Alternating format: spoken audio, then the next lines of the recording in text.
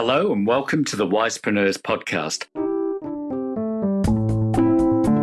My name is Nigel Rawlins and I work with a range of women who are professionals in their field. They're often 50 to 60 years old who want to start their own business.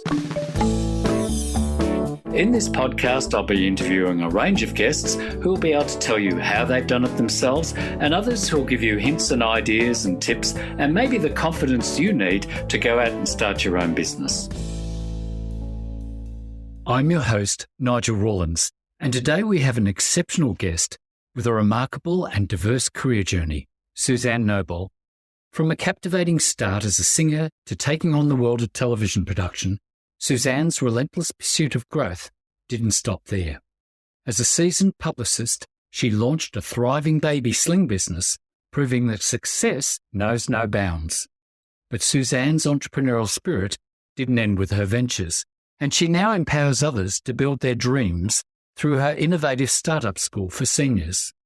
In this episode, we'll explore how technology and social media have transformed the business landscape, opening doors to unique opportunities and ventures for people like Suzanne. She's a living testament to the power of seizing opportunities and never looking back, with a portfolio of businesses that might surprise you.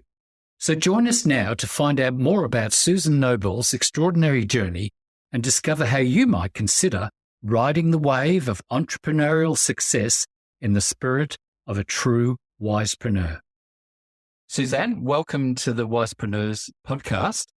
Suzanne, one of the things I was interested to hear about is that you started off as a singer. So could you tell us something about that as part of your early career? When I was in school, I was part of an elite group of people that were in a magical group. So we sang music of the nuns and things, and we toured around. And then my girlfriend, who was in that singing group with me, after I finished university, we got together. By that point, she'd actually gone professional and gone to the Royal College of Music and was very serious about it. And I joined up with her and her sister, and we formed this band called the Dirty Blondes. And we did 3-part harmonies, very complex. I have to say, I don't think I could sing them now because my friend was trying to show off her arrangement skills. And so she was doing incredibly complex arrangements. And we gigged in pubs and places like that. And then I did a bit of session singing, sang jazz in wine bars, and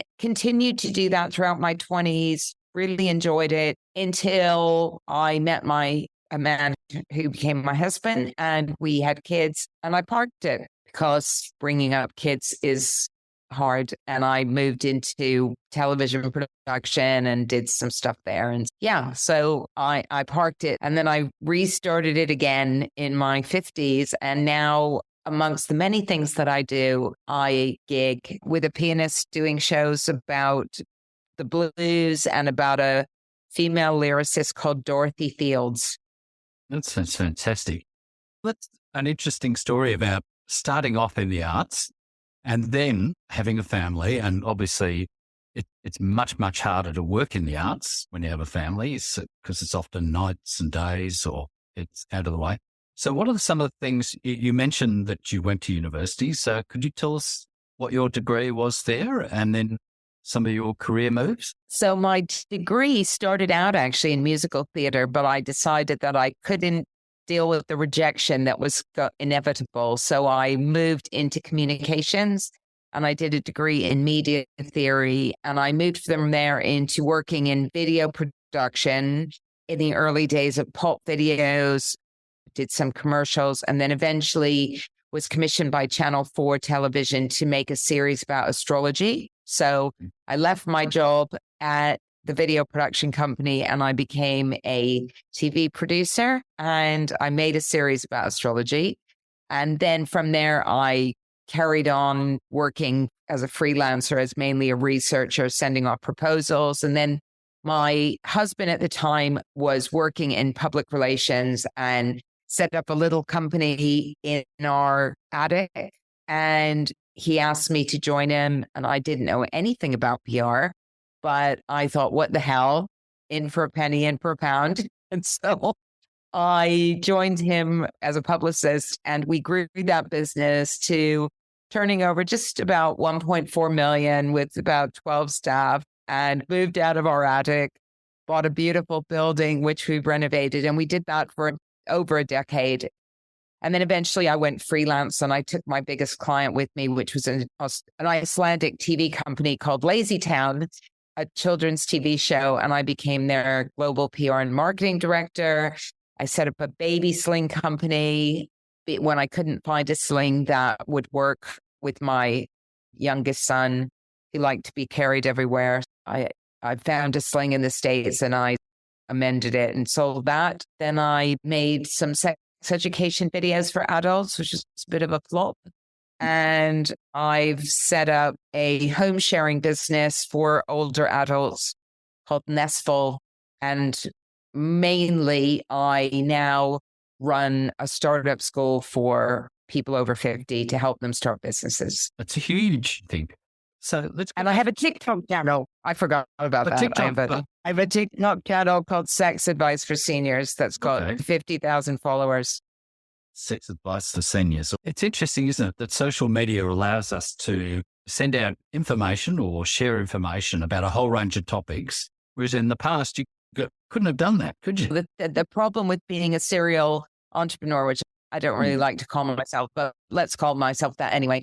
The problem with liking to start businesses and social media, of course, is that you can start businesses with no money and you can build little websites and you can test the waters with no money. And then before you know it, you're like me and you're trying to run 5 gazillion businesses at the same time. But it's exhausting. But that's the interesting thing. Nowadays, you can get a lot of free stuff to start a business. So I shifted from being a primary school teacher to starting a business, and you had to have 2 phone lines, you had to have a fax, you had to wear a suit, you had to go out physically, and there's a whole range of things you had to learn. And I was pretty hopeless. And that's why I want to talk to you more about your startup school. But the fact that you call yourself a serial entrepreneur, I think when you went freelance, and I think it starts off with singing and gigs, because that's a business in itself. You have to get the gig, then you have to practice because that's the skill that you're using. Then you have to do the performance. Then you have to get paid, pay yourself, and then you got to do it again and again. And that's a business. And that's why I'm interested in the gig stuff with some of the people I've interviewed. And Lisa Marie Cabrelli, who was an actress, Jane Hudson, who was a bass player in musicals like Cats and things like that. You learn about business and that you can survive, but it doesn't always work when you have families. In your videography, that really is marketing too, isn't it? Being able to select stuff. And then you worked in the PR business and you ran a business with 12 staff. Can you tell us some of the things you learned about business through all that? Yeah. The main thing is that with our PR agency and with the astrology show, these were things in my PR agency, we specialized in home entertainment. So we were not a generalist company. And as a result of that, we developed a reputation as being very good at doing that very specific thing. And I think that's the thing about business, is that people try and appeal to everyone. But honestly, the more you can niche it down, the more easy it is for people to recognize what it is you do and for you to find your clients and to be able to represent yourself just to the wider world. And I didn't really think about it then, but of course, being a home entertainment PR company meant that the home entertainment companies, when they were considering who to hire, we were on the list because we were known for being good at that. And we weren't on the list for selling kettles or washing machines or anything, or white goods or other sorts of things, because that's not what we did. And if people came to us and said, would you PR a washing machine? We would say, no, we don't do that. We work on films, we work on music, we work on movies, videos, etc. We don't work on washing machines. So we knew what we were good at and we knew what we didn't do. So we didn't try and grab work that we didn't think we could do. And I think that was the same with our astrology show. It was quite cool. It was quite fun. We were interested just ourselves, me and my two friends that worked in the TV production company together. We were interested in kind of alternative stuff. We were interested in sort of spirituality. So a lot of the stuff that we pitched was around those topics. So even without realizing, I knew innately to not go beyond what I liked doing and what I thought I was pretty good at, and not try and appeal to everybody. Because I think that's where people go wrong when they say, who is this for? Oh, it's for everyone. Oh, it's for everyone. No, it's never for everyone. There's always got to be a specific type of customer. And the more you can understand who that ideal customer is, the more likely you will be successful. And what I'm also hearing is that you're curious about something and you enjoy doing it, and that seems to follow. And you've actually got some sort of gig to do that and earn some money. But each one of those was a business in itself, wasn't it? Like with the sling one you talked about, that was an issue that you had. It was a problem. You solved it. Did you turn that into a business? Yeah. And so that was a little business that I ran, and I used to turn up at baby fairs, and I had a nice little mail order business, and I sold that actually to one of my customers who loved the sling. And she went off after I'd been doing it for about 5 years and was sick to death of talking about babies. And she took it over and paid me royalties on that. And again, that was about spotting a problem, right? I couldn't find a sling that I liked and that was easy to use.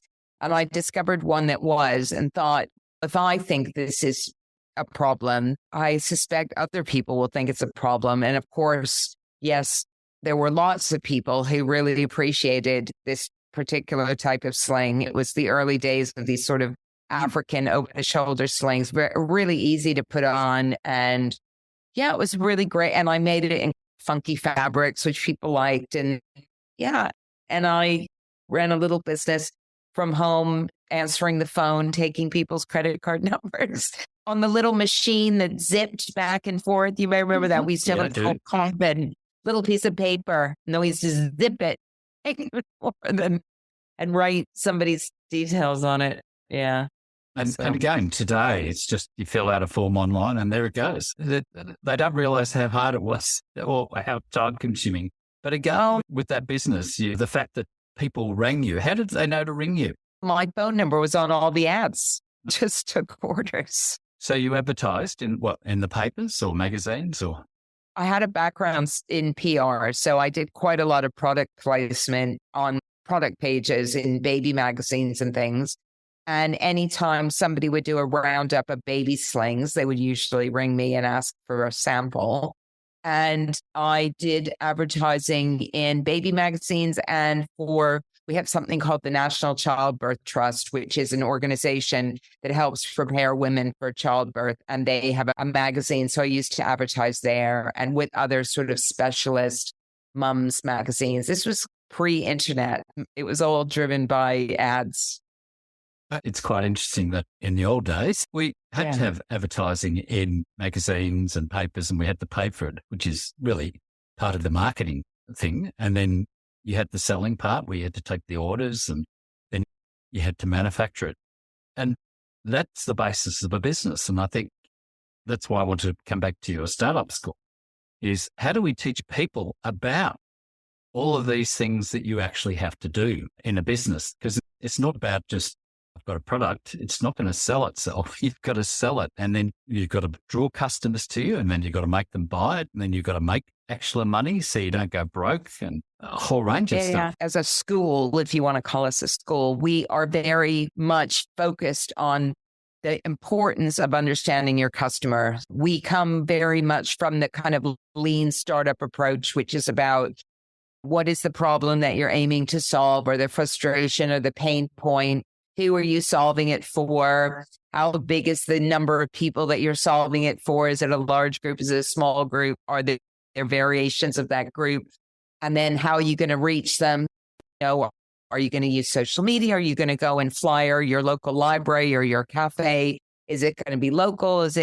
What is it going to be? But really, at the end of it, what we strive for people to understand is really, if you're not solving a problem or a pain point or an aspiration or whatever you want to call it for somebody, and you don't know who that somebody is, then you are going to struggle. So that's how we've always done it.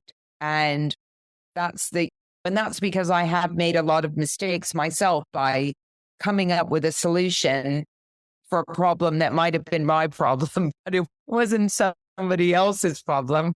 We had a woman come on our course, lovely woman, very tall. And she said, I struggled to find shoes in my size that are fashionable because she's got feet that are outside the normal range for women's shoes, right? So she ends up buying men's shoes and whatever. And she said, and what I really want is a pair of leopard print, like cowboy boots or something in my size. That's what I really want. And I suspect there's a lot of other people who would really love leopard print. Very specific, right? And I said, how many people have you spoken to that have particularly large feet? 0. Well, you might want to go and speak to some people. I said, do you belong to any Facebook groups of people who are very tall women? So she said, yeah, I do. So I said, why don't you go and have a conversation in one of those groups and find out if there's anyone else who's really desperate for leopard print, whatever it was. And so she came back to me and she said, I had that conversation. And I said, how did that go for you? And she said, there weren't really anybody who wanted those shoes, but a lot of people really would like a smart pair of black trousers with very long legs that fit.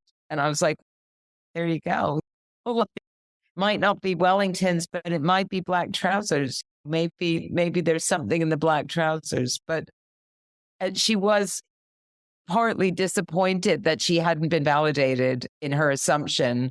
But also, I just thought, you've just saved yourself an enormous amount of money through not manufacturing a bunch of leopard print. Let's just go into that a bit more then about the startup school. How did that come about?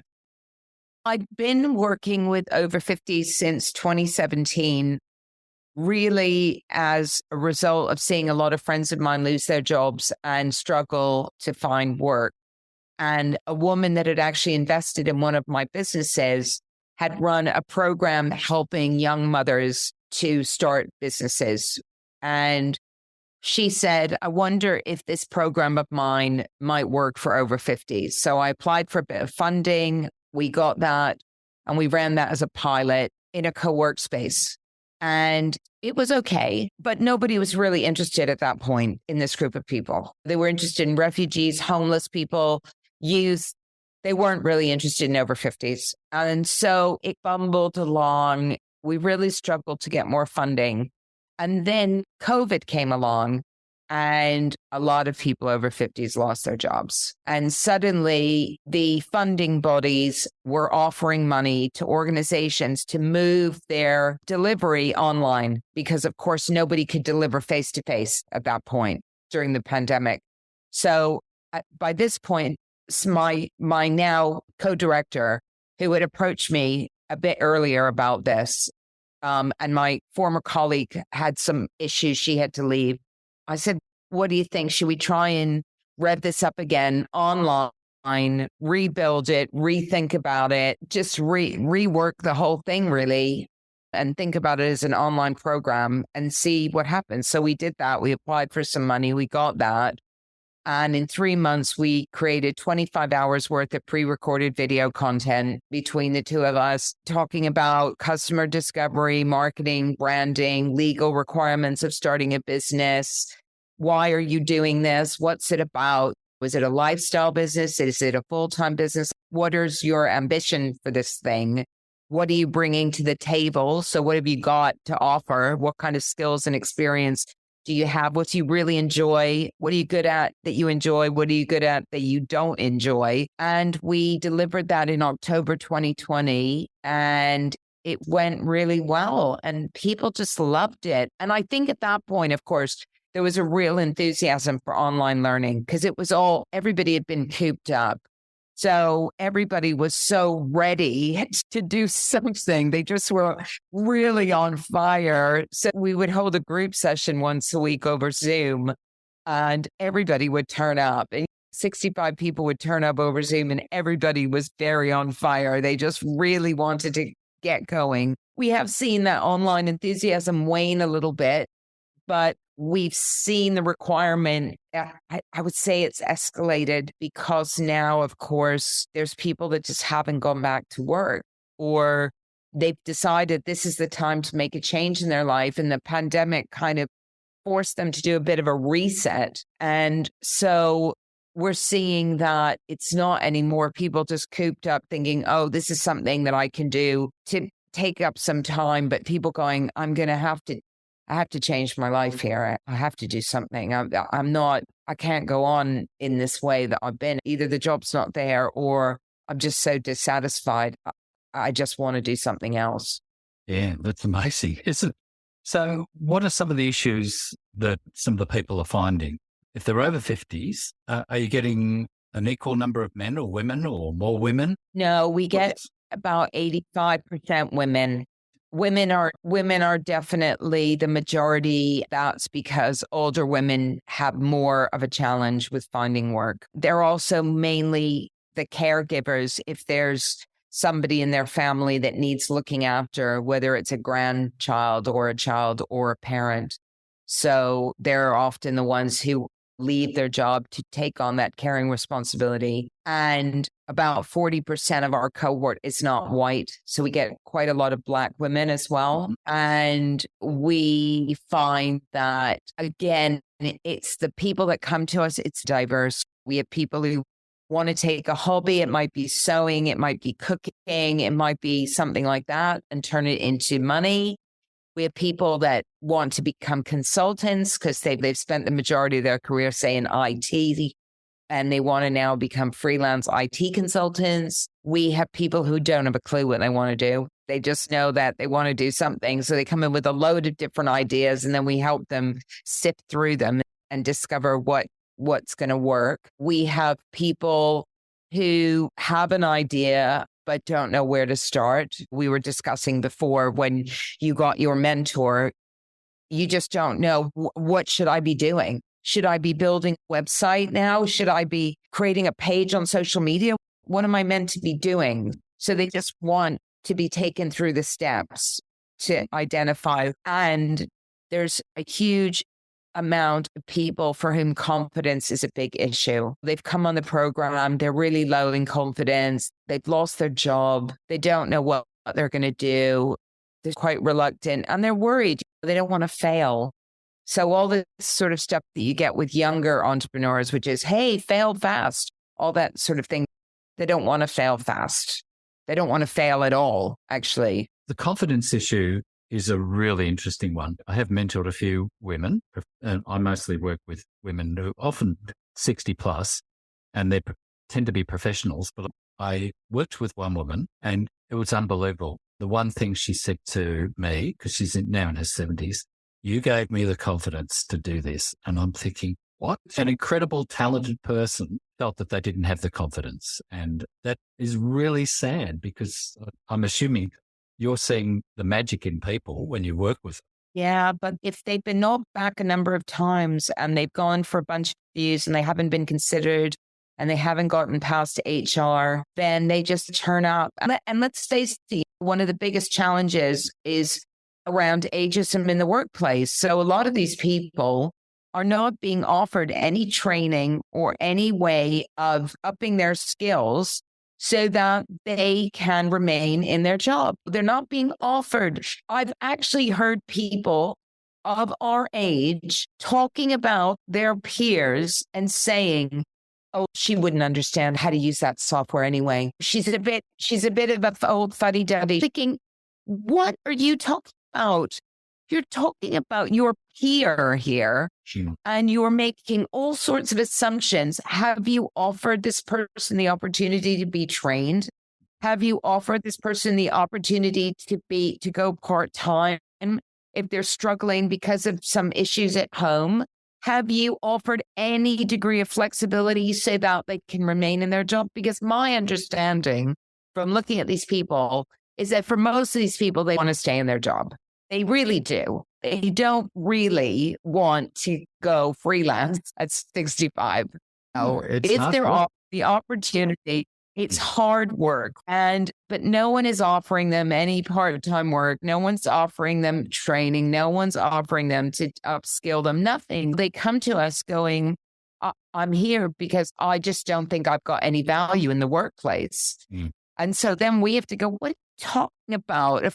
For some of them, they've never been on Zoom, right?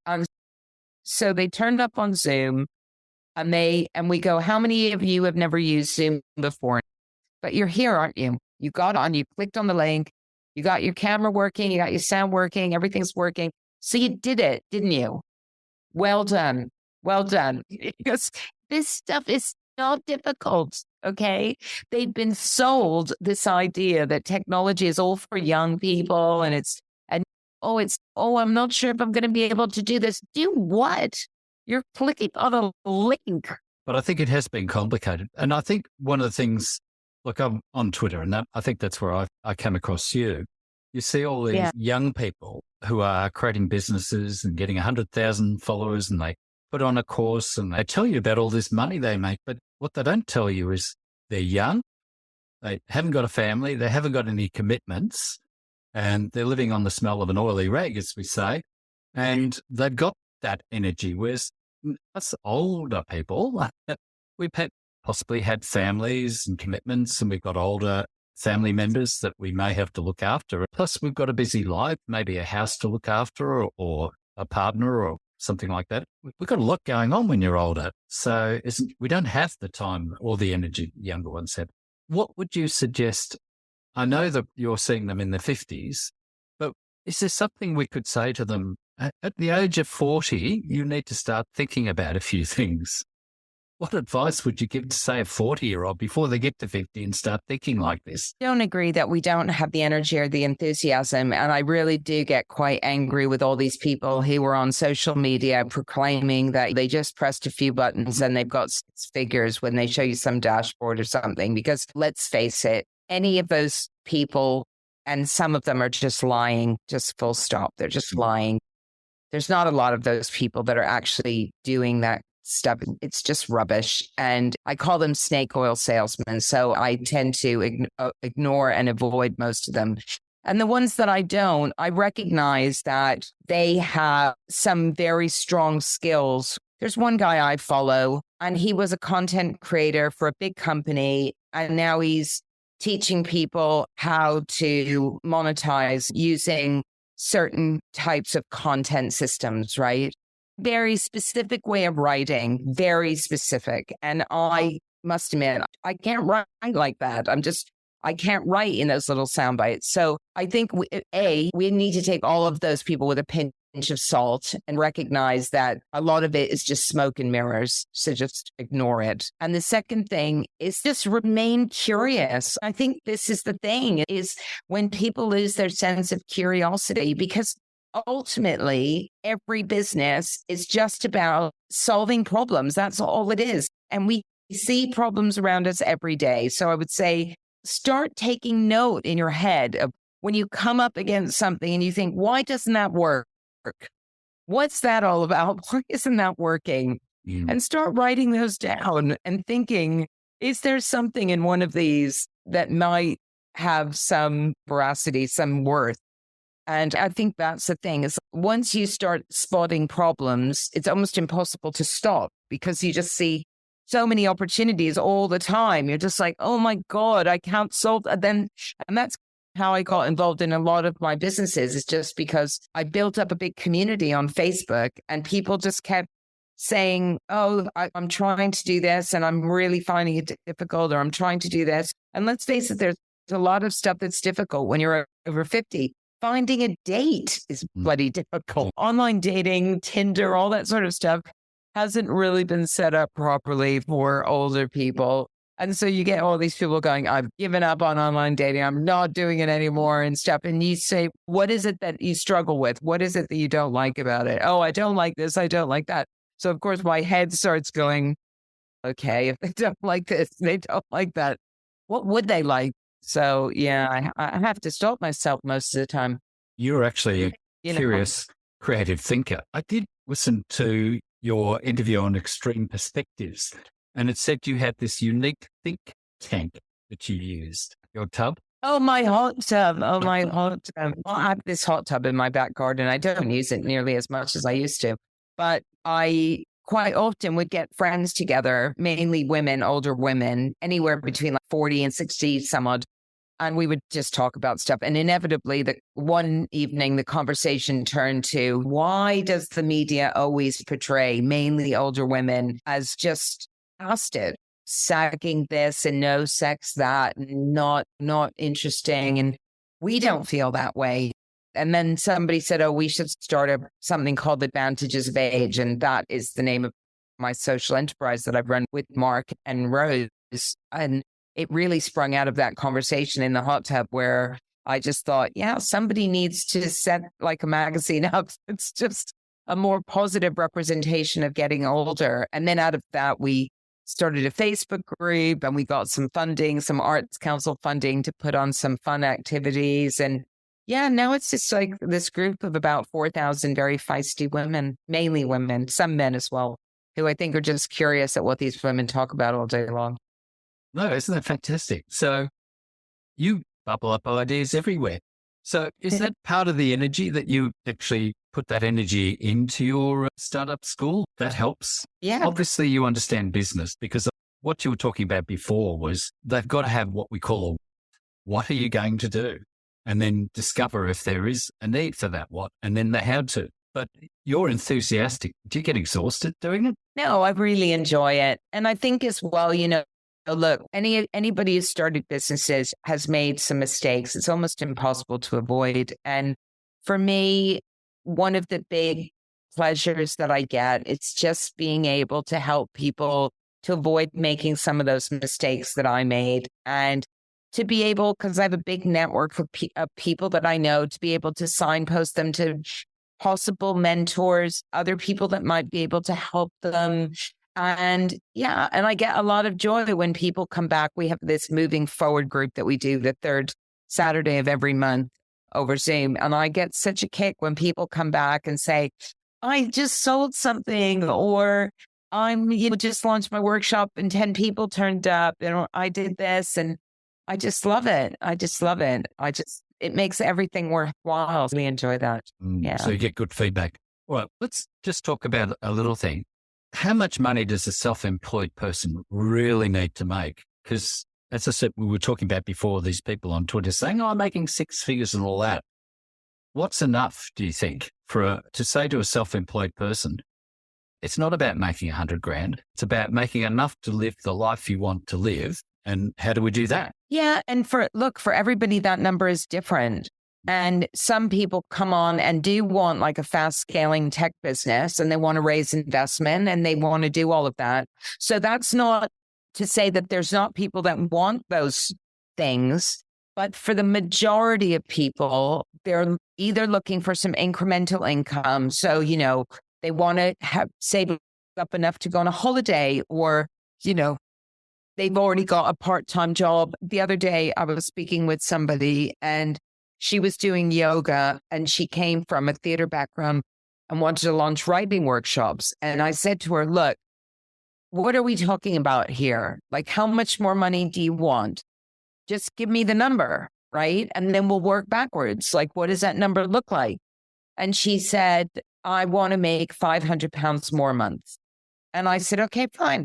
That's a very reasonable amount of money. And if you get 10 people paying you 50 quid a month to join your theater writing group, then that's it, right? You need 10 people giving you 50 quid a month. That's what you need. So let's just break it down. But for some people, look, it's very challenging if you're on benefits in this country, because in order to make enough money to come off benefits completely, because they're subsidizing your housing, you're getting weekly money, etc., you've got to earn £25,000. It's not an insignificant amount of money. So there's a big mental mind shift that needs to go on with people to work out, is that even possible? Is it possible to go from being long-term unemployed to making 25 grand and coming off benefits? Mostly with those people, we're talking about a gradual kind of building up of money so that they can keep their benefits going, because otherwise, if they haven't quite got there, it's not actually going to work for them. So for everybody, it's different. It's different. For some people, it's just, I want to make some money off this hobby. For some, it's, I want that Maserati in the drive. But I would say that the Maserati in the drive is not most of them. Yeah, no, that's a dream, I think. No, I don't really want a Maserati either. You made a very interesting point there, is the simple arithmetic that's involved and the possibility of making that happen. I don't see a lot of people projecting forward like that. So you said £25,000 a year. People have just got to do the simple arithmetic. What have I got to do? How many of these things have I got to sell? And what's it going to cost me to sell it? And with social media, it's a lot cheaper. We talked about advertising with your baby sling business. They don't have to pay for advertising anymore. They just have to work on social media. Social media is also, again, it's, as we all know, building up a following on social media, converting that into cash. For fun, one of the women who first came on our course in 2017 and wanted to teach people about short form video. And I said to her, are you on video? Are you making things on video? She said, no. And I said, well, I think you need to do that in order to convince others to do it. So now she teaches a course called TikTok for Midlifers. And she's become a TikTok expert. She goes on every day and says, hey, there's a new feature on TikTok. And hey, check this out. So I thought, I don't know anything about TikTok. And I'm on every other social media platform. I'm going to do TikTok. So my sons work in digital marketing. So I went through what my choices are here and stuff. And I started this podcast called Sex Advice for Seniors. And my son said to me, come on, Mom, it's a bit of a no-brainer, isn't it? Just set up your TikTok channel, Sex Advice for Seniors, and make little videos. He said, they'll love the 61-year-old woman with the purple hair. They'll love that. So I started doing that. And very quickly, the numbers built up. And then we had one video that got to 1.7 or 8 million views, just nuts. And it went really crazy. But of course, now the thing is, I'm doing TikTok every day because my friends told me you got to do it every day. So I'm like, okay, fine. And it's been a very interesting experiment, because when you start hitting big numbers, TikTok pays you, but they pay you pennies. So we're just about almost at £100, right, from TikTok. And we've got nearly 50,000 followers. And my son said to me, we should be getting brand deals. We said, you should be getting paid money by brands. You should be doing this. And I was like, okay, fine. I've set up a little sex toy company. I put some ads on the podcast now. Figuring out how to turn this into cash is not actually that easy. Even as a influencer, son's friend said to me the other day, you're an influencer now. And I went, where's the cash? How am I going to get the cash? Because it's great, but I'm not doing this for free for much longer. And I think that's it. Putting energy into something. Is there something more I'd rather do? Go for a walk or go down. Well, I don't know what your beaches are like, but ours are rather nice. Now tell me, this is an interesting thing for Sex for Seniors. 60's not old, is it really? Yeah. I don't think 70's old anymore, because we are living longer and I think we're healthier. And that's one issue that I am seeing, is I am seeing some people who are getting old at a young age because they're not looking after themselves. And then there's others who are 60 and 70 and 80 and full of energy and full of vitality. And that disturbs me when they're not taken seriously or ageism interferes with them. So how do you see 60 and 70 years old women? Look, I'm very aware. I'm very lucky. My parents are very healthy and still alive and kicking and very energetic. But I lost a partner a few months ago who was 64. Another friend of mine died a few months ago who was in her 80s. So she lived to a good old age. But I am seeing people dying. And I am aware that at our age, we have to look after our health. It's really super important. I'm very healthy and knock on wood. There are vast differences at this age between people who are not looking after themselves and people who are looking after themselves. And certainly I've seen with regard to the sex advice stuff, that there's a lot of postmenopausal women who are really struggling around this area and having all sorts of health issues, which is not uncommon at all. And men also having some issues, testosterone depleting, all sorts of stuff around that. And people being really ashamed and not really wanting to talk about it. So I think that there is, again, what we see at this age with startup school and the other things that I see in my life is that people have complex lives and we can't underestimate that. There are different kinds of challenges. It might not be your health, but it might be the health of your parents, or it might be the loss of your job, or it might be some challenge you're facing with your kids, or any multitude of things that comes up at this age. I'm not one of these kind of 60s, the new 40. I don't do any of that nonsense. 60 is 60. It's what you are. 61, I'm 61. I'm not 51. I'm not 41. And when people go, oh, you don't look 61. What do I look like? I don't know what 61 looks like. 61 looks like me for some people, and for some people it looks different. I don't know. I hate all of that. I just think let's just look after ourselves. We need to just look after ourselves and look after our health at whatever age we are. Doesn't matter. I think it's also the energy you project. I think there's an assumption that older people are just dying away. Whereas if you're energetic and you're projecting that energy, people go, wow, you're there, presence. So how long are you going to keep working for? Are you actually going to retire? Oh, I don't know. I've got a friend and I've just done this one woman show in the West End, which was really like on my bucket list, and it went really well. And I got a fantastic review from the leading cabaret kind of website. And I'm trying to do more of that, more shows, and trying to book in festivals and stuff for next year. I'm not really thinking about when I'm stopping, actually. In fact, I just keep thinking I've got so much I just want to do. I just have to keep doing it. I don't really think about it. I don't think about the retiring thing. Moving to Grand Canaries for 3 months. So that's what I do now. I just go and live somewhere warm for a few months. But I still work.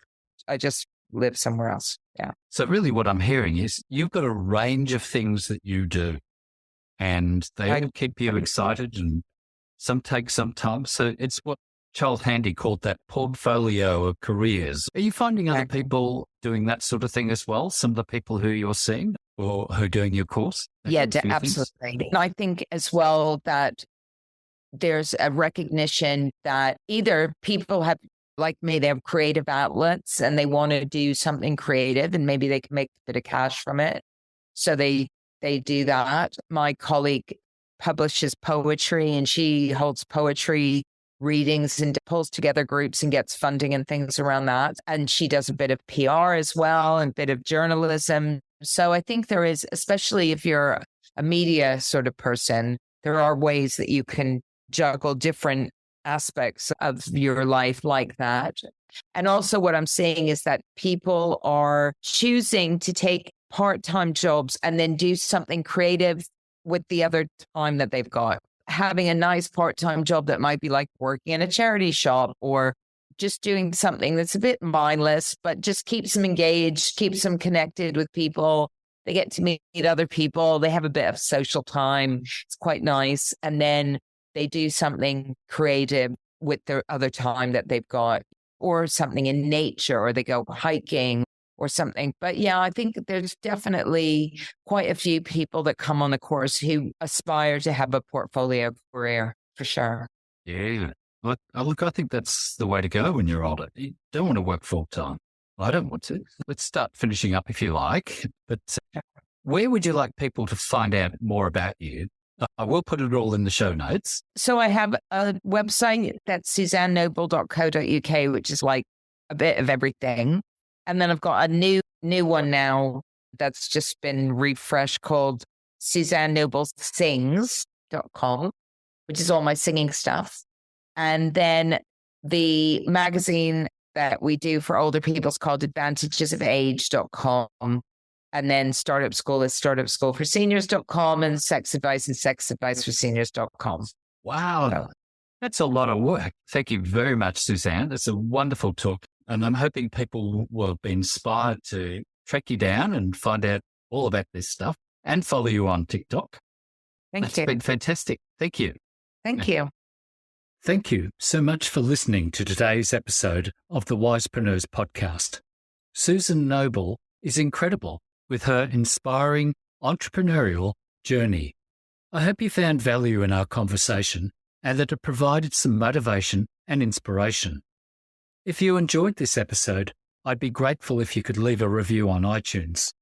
Your feedback not only helps us to grow and improve, but it also allows other like-minded individuals to discover the show and benefit from the insights shared by our amazing guests.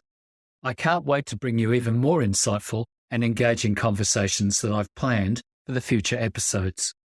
And until next time, keep chasing your dreams and embracing the Wisepreneur within you. I'm excited to continue providing you with engaging and informative episodes that will help you level up in your entrepreneurial journey. Once again, thank you for tuning into the Wisepreneurs podcast. Stay tuned and I'll catch you in the next one.